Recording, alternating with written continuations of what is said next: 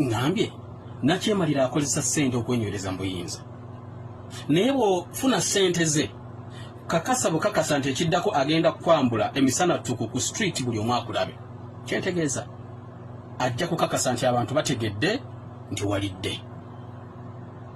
He must make sure tageti yebeera ki Mobutu yabikolanga tageti yebeera ki one okulaga bobadde nabo mukumuzoganya oba mukumuvuganya nti ono ali maite ali waggulu wammwe era mmwe temuli impenetrable temuli kisenge kitasobola kuyingirwamu temulina maanyi ganjawulo temuli bakitalo nga bwe mulowooza twali tulabye abalina emirembe engalo mwewagaawaga mulowooza n'olwo tusobola okumubajjako ne tumutwala n'adda ku sayidi yaffe. This creates a shiver of lack of confidence n'okugwamu amaanyi n'ogawa olaba n'ono agenze bannange kirabika kye tulimu kikyamu kirabika twalinye tuli ku ki olaba n'ono agenze. That's one. Kasita ekyo kijja mu bwongo bw'abantu nakyemalira abeera ku lusozi ng'akkirira abeera kaserengeto ng'ategedde asobola n'okuggyako emikono ng'ategedde kati bano mbalina kuba kati mbaggyemu omuntu kibalumye obudde babadde bamala nga bapulaninga okubutebe bagenda to dislodge me oba kukola ki babumala bali mu kwekubagiza abamu gye beebase tebajja kuzukuka bagenda banywa emyenge okujjako ennaku eyo bagenda kubeerawo nga bagaba naye tukoze tutya. He's eating into your time obudde bwe mwabuguza abututte. Ekyokubiri lwaki bakola kino kakasa nti omuntu bamwoleka nti nno yalidde naye yennyini okumubonereza. Nakyemalira punishes even those he gives money. Abonereza n'abo bennyini bawadde ssente. Nakyemalira punishes even those he gives positions. Abonereza n'abo bawadde ebifo. Nakyemalira punishes those even he gives favor. Nakyemalira abonereza n'abo basuusuuta bateeka ku mwanjo batwalanga abaana. Because at the back of his mind akimanya gwe teweesigika. Woviiridde eri n'osala eddiiro n'odda eno kati nange sobola kwesiga kankupanishinga enkutage ensi nti walidde eri tokyaddayo and of course you cannot be welcome. Tobasobola kukwaniriza eno mu bupya gyozze never. Era babeera bakulaba one nga bagamba ono gwe baguze okuva eri munnange be baakabi bamuwadde ssente bamuwadde n'emmotoka munnange temwabirabye ffe tuli wano buli lunaku tutambuza bigere nze n'emmotoka yange bagyokya ne bagyokera mu kalulu kati ndi wano mbonaabona omuntu eyafe basi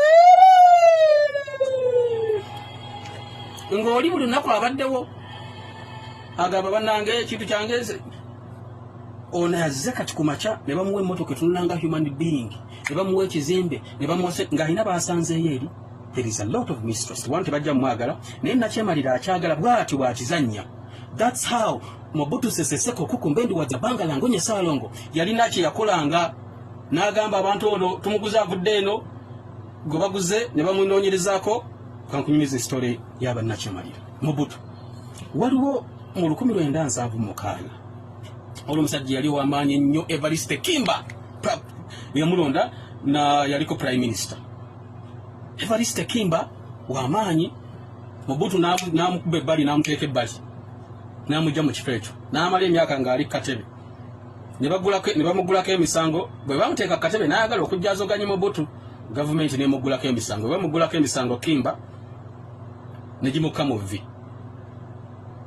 ng'alina kuwanikibwa kalabba era ne bamuwulira n'olunaku lwe bagenda muwanika kalabba ambuulire engavuluma enkya bagenda muwanika kalabba Mobutu naga banaye gundi aliwa nti gyali nti kiki nti bagenda muwanika kalabba nga siina kyemmanyi mukakasa bagenda muwanika kalabba nti kiki yakola ki naye bannakyemalira neyeefuulira ddala atalina kyanaga bane mulindeeko n'awandikira kooti mu ngeri y'amankwetu sebo mulindeeko ekibanzi kimugenda okwono njagala kwogerako naye n'alaga nti gyafaayo ateeka n'ekitiibwa mu bitongole ebiramuzi nabayita Evariste Kimba namugamba Kimba kiki what happened what are you timunange omanyi munange bwe twazulira kiki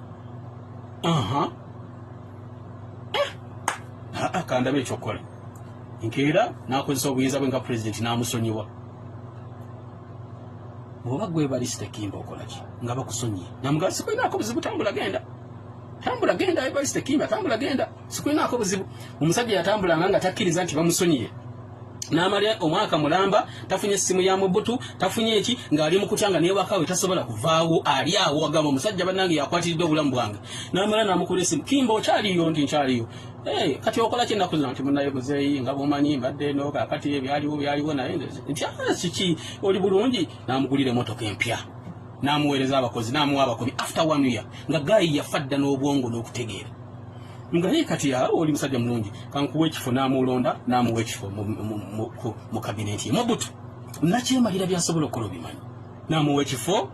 Omanoga banne Mobutu oye elinga ngaza ile elinga Mobutu elinga ne bawana Mobutu kubanga Mobutu asonye Evariste Kimba musajja omuntu abantu gwe bali bagala. Banne Mobutu tetumulabanga. Mobutu abeewo wanga awo Mobutu oba nakyemalira yenna awangala mu bukulembeze nga alinderimbye abantu nti alina byakola naye nga kazannyoke wayita akaseera katono. Genda onoonye engeri Evariste Kimba gye yafa. Dictators tebeesiga, they never trust. Genda onoonye Evariste Kimba yafa atya.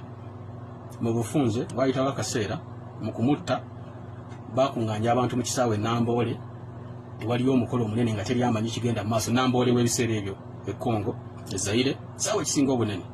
Kinshasa abantu ne bagamba president alina omukolo. President omukolo yagulinnyako. Bakuŋŋaanya abantu Evariste Kimba ne bamuwanika kalabba ng'ensi yonna eraba ne bamanya nti Mobutu n'asindika obubaka eri abantu, nze sisaaga, sizannya, sisonyiwa, nakyemalira.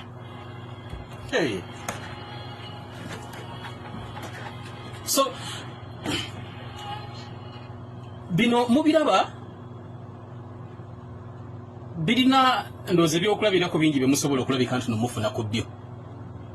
Era bwe nadde ntandika nabagambye bino ab'omutima omutono biba wano wabawo wabalemye eno yaabo abasobola okunywera n'okugumira n'okuwangalira ku mazima. Bwe zibeera nyimbo oba firimu tugamba above 18, strictly above 18, era ne bwe kiba kyakunywa tekikkirizibwa bali wansi wa myaka 18. Kati ne bino tebikkirizibwa bali wansi wa bugumu obwenkaniddaawo abasobola okugumira amazima. Dictator nakyemalira. They create their own enemies. Bateekawo abalabe baabwe bennyini. They create their own enemies. Nansi waliwo ebintu byendaba ne ngamba bannaaye nsirika bantu ne mukaayana nensirika ne ngaabaye bwe naayogera mujja kunfuna bulala kansirike. Munamala munakiraba nasaasira akaseera ne kayitawo ne mukiraba ne mukakasa naye nga saayogera kuba kintu ekimu bw'okyogera omuntu ayinza obutakutegeera n'akulooza oba ogudde eddalu oba ebigenda maaso by'otategeera. But when we read kyekiru ky'okuba abantu nga a nation eri empowered ate mujjukire tebaagala mumanye abantu tebaagala mubeere nga mumanyi because bw'omanyi obeera empowered osobola okulaba emu n'ogigattako emu n'ofunamu 2 nga tebakuganya nti emu bw'ogigattako emu ziba 10 n'emu mpozi ng'oziriraanyiza. But okumanya kikulu. Musome nnyo bannange, musome ebitabo, muwulirize nnyo aboogera ebintu ebyenjawulo bye mulowooza nti nno bibatwala mu maaso, era mulabe nnyo. Watch, mugoberere, because eggwanga bwe liba nga limanyi tutuuka n'okukola okusalawo nga tukola okusalawo tukwesigamiza ku kumanya n'okutegeera so si ku kukyamuukirira. Dictators create their own enemies. Dictators defeat even the enemies they created.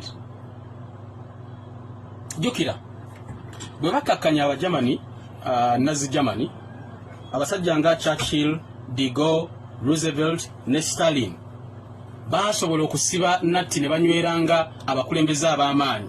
Bannakinku mu by'entalo ababaddewo ku mirembe egy'enjawulo, Alexander the Great, Genghis Khan, Napoleon, baali bagezi nnyo mu maanyi ag'okutokosa enkebete. But you want to know, oyagala kumanya Napoleon Genghis Khan, Alexander the Great, engeri gye bafunamu amaanyi obuyinza n'ettutumu na byonna bye batuukako, these guys baateekawo abalabe bo bennyini ne babasaanyaawo okunywerera mu buyinza.